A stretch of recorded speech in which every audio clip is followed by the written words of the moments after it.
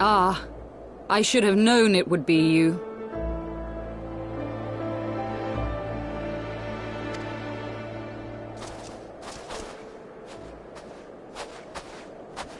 Word reached me of a struggle with a small but well-armed band of trespassers.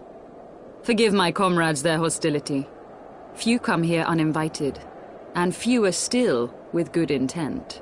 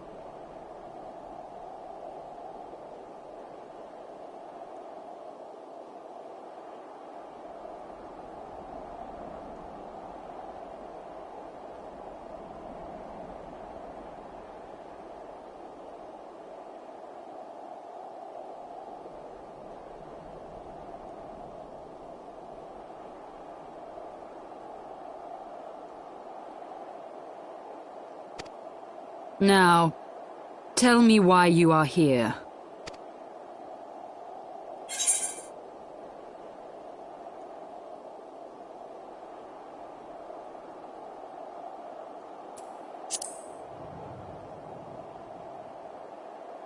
So, you seek to stem the Dravanian tide with talk? A romantic notion. If you but knew the truth, the spark which lit the flames of this animosity, you would understand the futility of your quest. Shall I relate it to you? The sordid history my gift has shown me, that which the Holy See has taken such pains to suppress.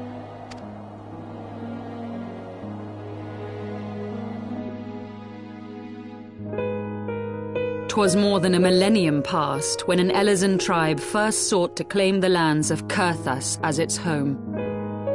Unfortunately for them, Kurthas was already home to dragonkind, and they were not inclined to make way for the invaders. Thus did a bloody war begin, a war which might well have rumbled on until one or the other side was exterminated, had it not been for the resolve of a single woman. That woman's name was Shiva.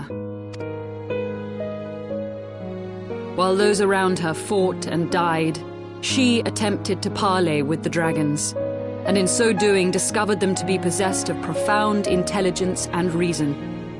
The great worm Heavensward in particular so enchanted Shiva that she found herself growing to love the creature, whom her people considered a monster. In the eyes of a near-immortal dragon, however, the fleeting life of an Elezen is as that of a freshly cut rose. Scarce has the flower bloomed before it begins to fade and wither. Such melancholy musings plagued Heavensward, who had found in Shiva an unexpected and beloved soulmate. He knew that all too soon, death would snatch her away from him. Unable to bear the thought of their separation, the maid bid the worm consume her, that their spirits might be entwined for eternity. Though loath to perform the deed, Heavensward ultimately gave in to her plea, and soon thereafter the tale of their ill-fated love spread throughout the two warring factions. No more could they raise blade or claw against one another, knowing that the souls of their kin were so inextricably bound. In the days that followed, man and dragon learned to live in harmony, and together built a nation unlike any the world had ever known. For 200 years did this blissful age of peace continue, as it would to this day, had vilest envy not stirred in the hearts of the Elezen. It is said that worms owe their longevity to the boundless reserves of vitality found within their eyes. And 'twas in this belief that a traitorous band of knights deceived their allies of some 2 centuries, and took by force that which they coveted.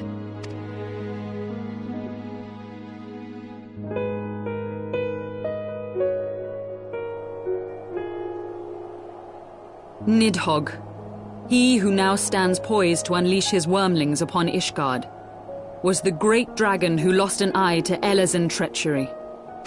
And until he prizes it from the hands of the traitor's progeny, no amount of conciliatory words will stay his fury. You are wrong, Lady Iceheart.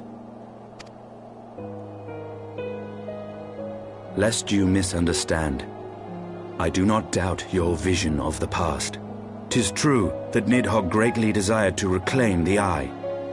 Indeed, it was for that very reason that I kept it with me as I roamed the land, attempting to draw him away from the city.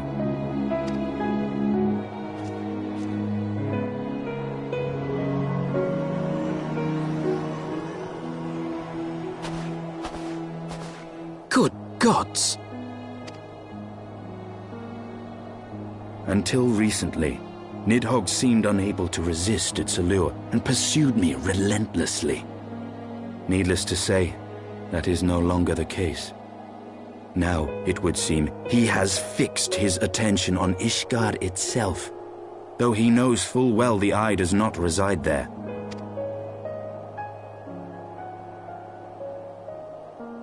You believe he targets the capital for another reason? I believe reason has all but left him. Through the Eye, I feel much of what Nidhogg feels. and the dragon's thirst for vengeance will not be quenched by aught less than a sea of blood.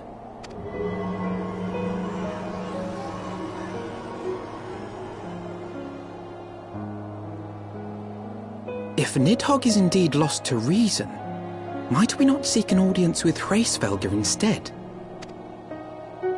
He has thus far shown no inclination to aid in the invasion of Ishgard, and may yet welcome our efforts to broker a peace.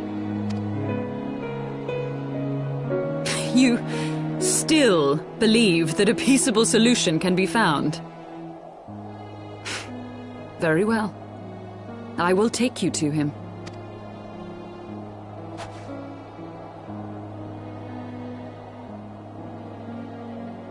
Our road will lead us to Dravania, the homeland of dragonkind. There we shall ascend unto the clouds, where Hraesvelgr resides.